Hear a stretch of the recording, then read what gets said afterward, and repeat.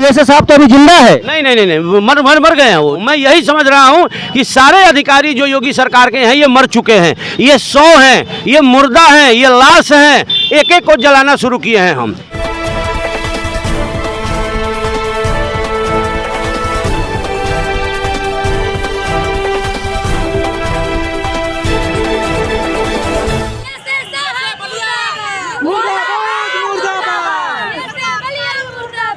जब किसी का निधन हो जाता है तो हम लोग शव यात्रा निकालते हैं, शव यात्रा में शामिल होता है। लेकिन चूंकि ये बलिया है और बलिया के नाम क्या है, बागी है, और ये बलिया बागीपन के लिए ही जाना जाता है। आज आप देख सकते हैं पीछे कर्मी कंसन परसों से शुरू हुआ था। बीएसओ को लेकर कुछ मांगे थी, आरटी राइट टू एजुकेशन को लेकर, जो मांगे अब तक पूरी नहीं हुई।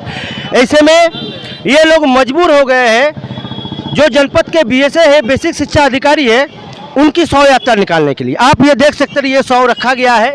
और सबसे मैं पूछूंगा कि आखिर ये शव यात्रा क्यों निकाली जा रही है? मनोज जी, ये शव यात्रा आपके द्वारा क्यों निकाली जा रही है? देखिए, शव यात्रा इसलिए निकाली जा रही है कि जो मर जाता है उसकी शव यात्रा ही निकाली जाती है। 3 साल से हमारे बीएसए साहब तो अभी जिंदा है? नहीं, मर गए हैं वो। 3 साल से 3 मांग मेरी बीएसए के यहाँ, जिलाधिकारी बलिया के यहाँ, मुख्यमंत्री योगी के यहाँ और मुख्यमंत्री योगी के बलिया में बैठे तमाम जनपद के शिक्षा के अधिकारियों के यहाँ मेरी 3 मांगे ये घूम रही है। और 3 सालों से ये 3 मांगे ये पूरा नहीं कर रहे हैं। तो मैं क्या समझ रहा हूँ? मैं यही समझ रहा हूँ कि सारे अधिकारी जो योगी सरकार के हैं ये मर चुके हैं, ये 100 हैं, ये मुर्दा हैं, ये लाश हैं, एक एक को जलाना शुरू किए हैं हम। आज बीएसए को जलाएंगे, अगर बात नहीं मानी तो किसी दूसरे को कल जलाएंगे, परसों जलाएंगे, रोज सबको जला करके सबका अंतिम संस्कार कर देंगे, ताकि नए अधिकारी आए और उनकी सद्बुद्धि हो तो मेरी मांग सुने। 1800 विद्यालयों को 3 वर्ष से ऑनलाइन नहीं किया जा रहा है। 36,000 गरीबों के बच्चे पढ़ते वहाँ पे, लेकिन 1800 विद्यालयों से हर साल एक एक विद्यालय से 1-1 लाख 2-2 लाख रुपया लेकर के उनको बचाया जा रहा है। मात्र 200 विद्यालयों में ऑनलाइन आवेदन हो रही है। इन 1800 विद्यालयों में क्यों नहीं हो रही है? या तो ये नेताओं के हैं या तो इन अधिकारियों के हैं।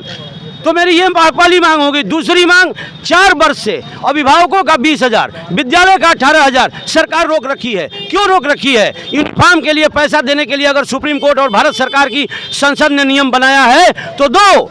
विद्यालयों की फीस प्रतिपूर्ति 18,000 रुपया देना है तो दो, और नहीं दोगे तो हिम्मत है तो लिख के दे दो कि नहीं देंगे। फिर मैं चला जाऊंगा हाईकोर्ट, सुप्रीम कोर्ट। वार्ड और ग्राम पंचायत का कोई नियम नहीं है, इसके बावजूद भी नियम लागू किया जा रहा है जबरदस्ती, और उसके आधार पर हजारों आवेदन निरस्त किए जा रहे हैं। ये क्या है?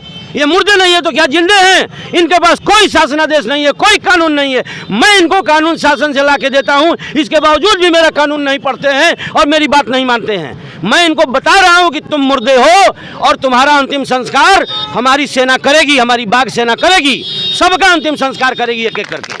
तो काश बलिया के बीएसए साहब मांग मान ली होती तो आज उनकी ये दशा ना हुई होती। ये तो अभी ट्रेलर है, पिक्चर तो बाकी है। जैसा कि मनोज राय हंस जी ने कहा है कि अभी तो आज बीएसए साहब की शव यात्रा निकाली गई, कल किसी और का निकालेंगे, परसों किसी और का निकालेंगे।